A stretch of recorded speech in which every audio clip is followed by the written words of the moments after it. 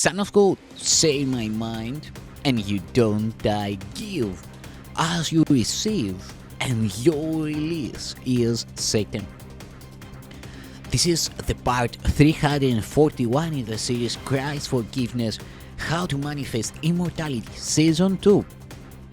And the name of today's teaching is The Simplicity of Salvation. How simple is salvation? All it says is that what was never true is not true now and never will be. The impossible has not occurred and can have no effects. And that is all. Can this be hard to learn by anyone who wants it to be true? Only unwillingness to learn it could make such an easy lesson difficult. How hard is it to see that what is false cannot be true and what is true cannot be false? You can no longer say that you perceive no differences in false and true. You have been told exactly how to tell one from the other and just what to do if you become confused. Why then do you persist in learning not such simple things? There is a reason, but confuse it not with difficulty in the simple things salvation asks you learn. It teaches but the very obvious. It merely goes from one apparent lesson to the next in easy steps that lead you gently from one to another with no strain at all. This cannot be confusing, yet you are confused. For somehow you believe that what is totally confused is easier to learn and understand. What you have taught yourself is such a giant learning feat. It is indeed incredible. But you accomplished it because you wanted to and did not pause in diligence to judge it hard to learn or too complex or too complex to grasp.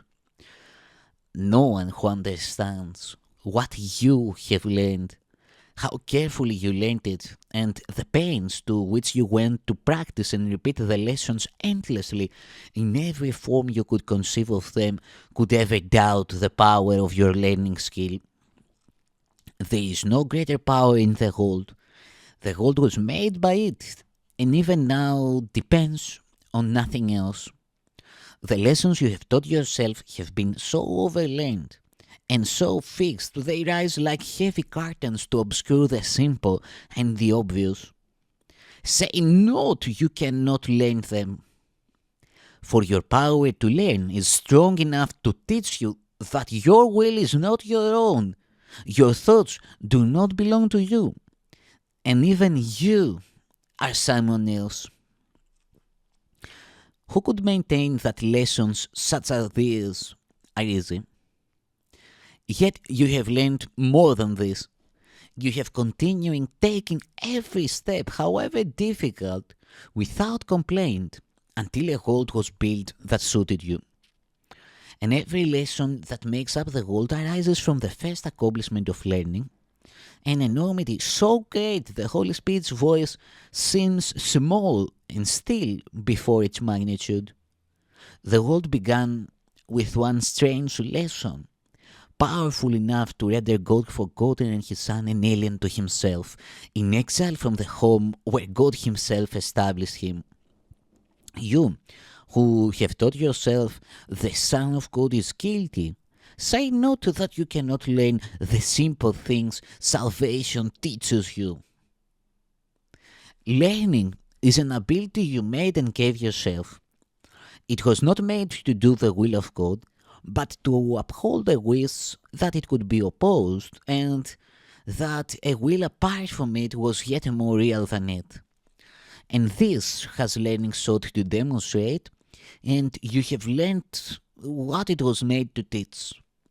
Now, does your ancient overlearning stand implaceable before the voice of truth and teach you that its lessons are not true, too hard to learn, too difficult to see, and too opposed to what is really true? Yet, you will learn them, for learning is the only purpose for your learning skill the Holy Spirit sees in all the world. His simple lessons in forgiveness have a power mightier than yours because they call from God and from your true self to you. Is this a little voice so small and still it cannot rise above the senseless noise of sounds that have no meaning? God willed not his Son forget him, and the power of his will is in the voice that speaks for him.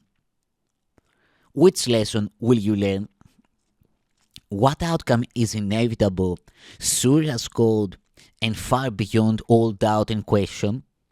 Can it be your little learning, strange in outcome and incredible in difficulty, will withstand the simple lesson being taught to you in every moment of each day since time began and learning had been made?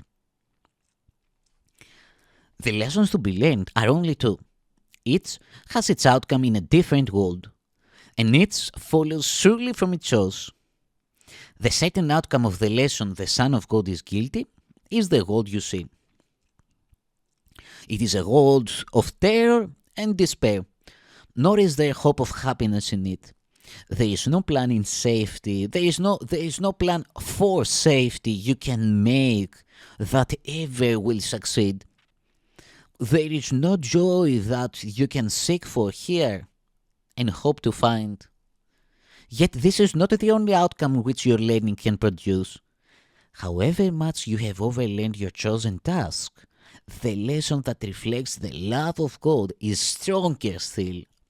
And you will learn God's Son is innocent and see another world. The outcome of the lesson that God's Son is guiltless is a world in which there is no fear and everything is lit with hope and sparkles with a gentle friendliness. Nothing but calls to you in soft appeal to be your friend and let it join with you. And never does a call remain unheard, misunderstood, nor left unanswered in the self-same tone in which the call was made. And you will understand, it was this call that everyone and everything which within the world has always made, but you had not perceived it as it was. And now you see you were mistaken.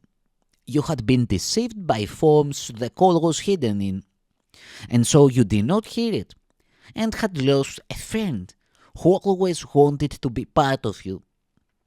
The soft eternal calling of each part of God's creation to the whole is heard throughout the world. Throughout the world, this second lesson brings. The soft eternal calling of each part of God's creation to the whole is heard throughout the world. This second lesson brings. There is no living thing that does not say the universal will that it be whole, and that you do not leave its call unheard. Without your answer, is it left to die, as it is saved from death when you have heard its calling as the ancient call to life, and understood that it is but your own. The Christ in you remembers God with all the certainty with which he knows his love. But only if his Son is innocent can he be love.